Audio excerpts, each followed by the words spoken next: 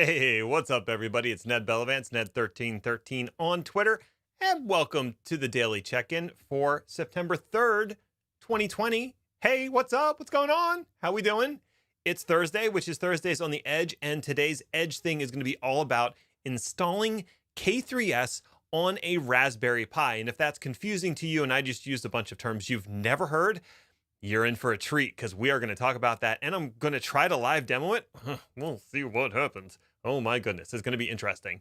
So, why don't we first check in and then we'll talk about the Raspberry Pi K3s setup. All right. So, how are you? Let's check in. How you doing? How are things going? Did you have a good week so far? I mean, it's Thursday.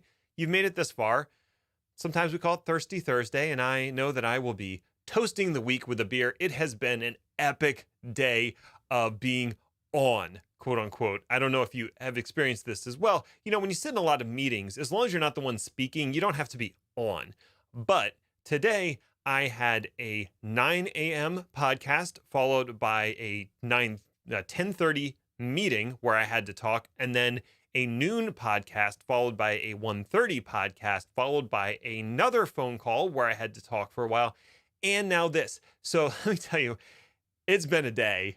I need a drink for real. And if you're not an imbiber of alcohol, you know, go get a spritz. I don't know, whatever you enjoy for your beverage or way to relax. You do you. I'm not, no judgment. You do you. So I hope you're doing well. Let's talk about this K3s Raspberry Pi thing. All right, so let's break it down. You probably have already heard of a Raspberry Pi, right? They're this tiny little computer that you can use, and it's only $35. They've been around for many years now.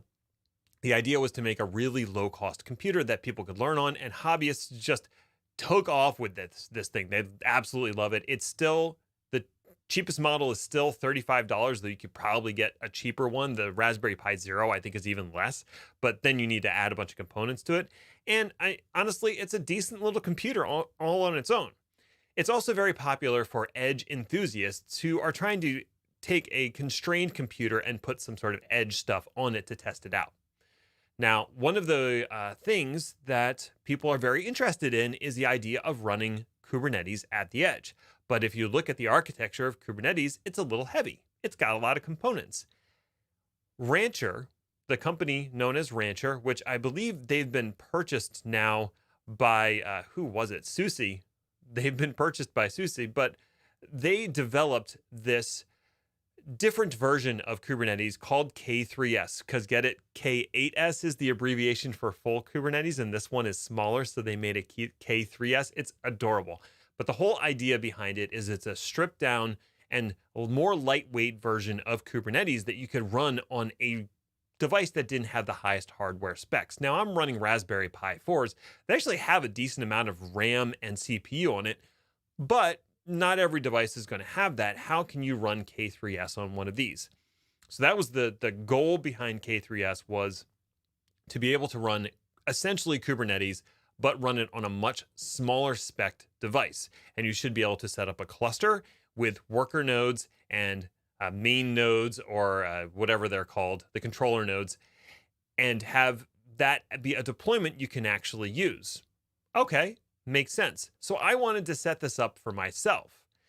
And so I went and I have 4 Raspberry Pis that I purchased, and I've got them all sitting in a stack together, and they're all got their network cables plugged in and their power cables plugged in. It's kind of adorable. I'll include a picture in social media later of my little setup, but I wanted to get K3s deployed on that. And it seemed like it would be like pretty straightforward. Just install an operating system, install K3s, and you're off to the races, right?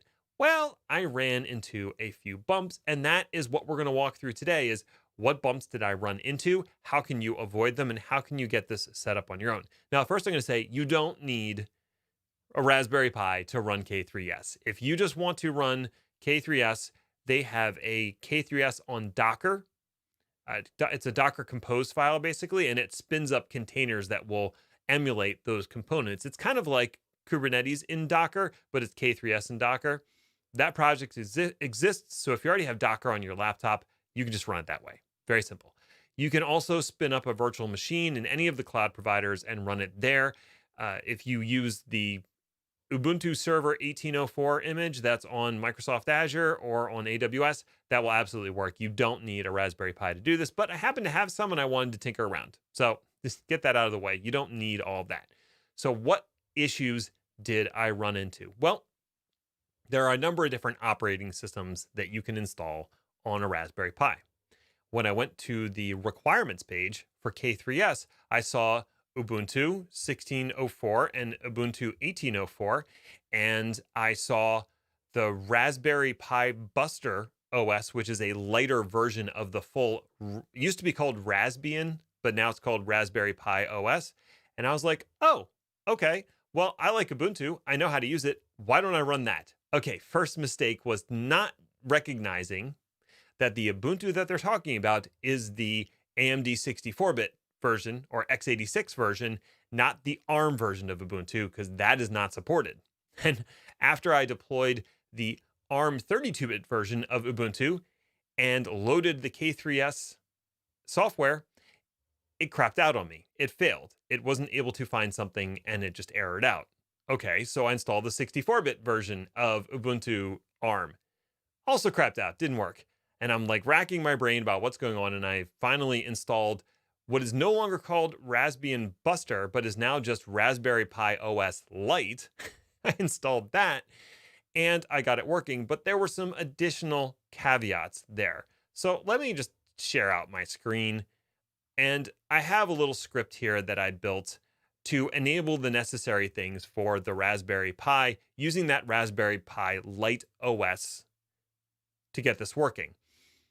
First, you have to enable SSH because that is not enabled out of the box. And you can't do that remotely, obviously, because it's not enabled. So you have to log into the Raspberry Pi using Pi is the username and Raspberry is the password.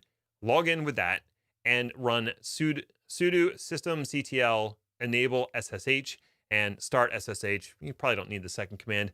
That'll get SSH running, and then you can go back to wherever you want to do this if it's not local and log into it through SSH and change the password on that Raspberry Pi account with PASSWD. That's the command you'll run for that.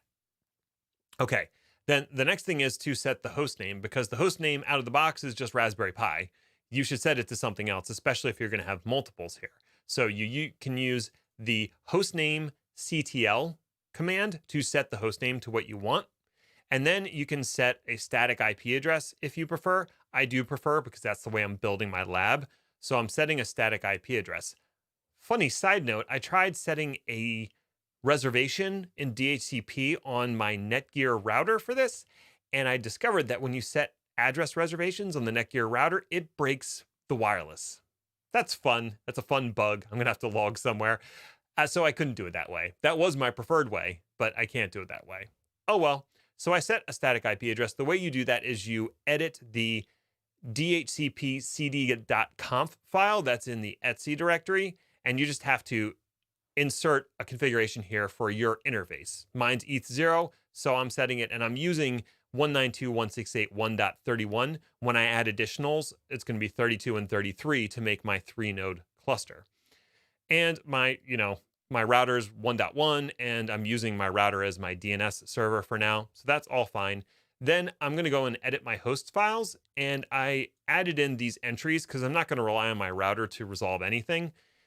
I'm going to have 3 hosts here. They're going to be K3s 1, 2, and 3, and I'm going to use 31, 32, and 33 for the addresses. So I'm going to add that to the host file. And then this is an interesting thing that needs to be updated when you want to run K3s on your Raspberry Pi OS Lite. You have to edit the boot/commandline.txt file and add these 2 entries, cgroup memory equals 1 and cgroup enable equals memory. You'll get this error if you don't do this ahead of time. And then lastly, the newer version of the Raspberry Pi OS uses a new firewall thing that's not IP tables. I forget what it's called.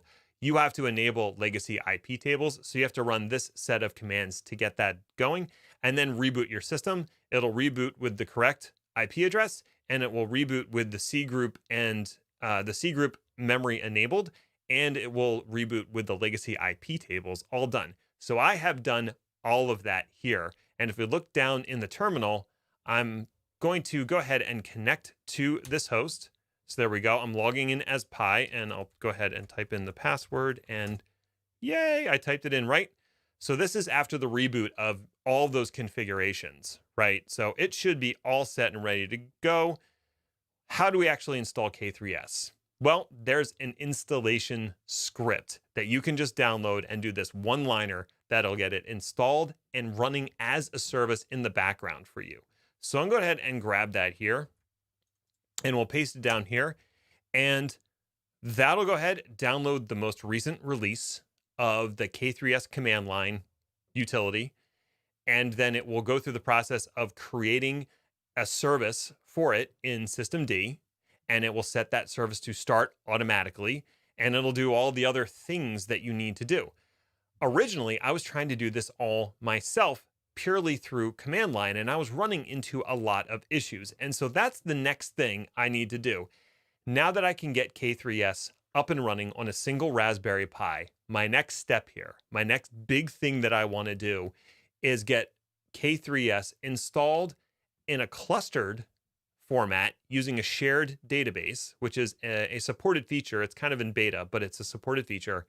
And then add 2 more nodes to that so I can have a 3-node cluster using this database, shared database. So it's a true cluster where I could bring down a node or bring it up. And that's what I want to do. And I want it all running as a service. How am I going to set all that up? Well, that's going to be some experimentation. Hey, it finished. All right. So that's going to be some experimentation over the next week. And hopefully next week on Thursday, I will have a new live stream of how I got that cluster up and running versus this single node architecture. So just the command line is K3s, which we can do K3s-V, and that'll kick out the version that's running. And then if we do K3s and do kubectl, so you're sort of feeding K3s kubectl and do something like get nodes, that should return, oh, because I'm not running with oh, okay, interesting. Well, if I do sudo, and I'll run the same, I'm sure I had to do something. So that's another note there, is you probably should run this as root. I know you're not supposed to, but for this specific thing, it probably makes sense to do. And then we'll try to get nodes again. Maybe it'll work this time. There we go. Okay, so I have one master node available to me, and I ran it as root. Okay, so that's everything for today. We've got K3s running on a single node here. I'm going to blow this away, shut it down, and I'm going to rebuild this node, and then I'm also going to build the other 2 nodes and try to get the cluster working. And then that will be next week's live stream, is how I got this cluster working. Knock on wood that I actually get it working. So that's all I have for today. Thank you so much for watching. Tomorrow's Friday, so we're going to be talking about Vault certification. I hope you tune in. Until next time, stay healthy and stay safe, everybody. Thanks.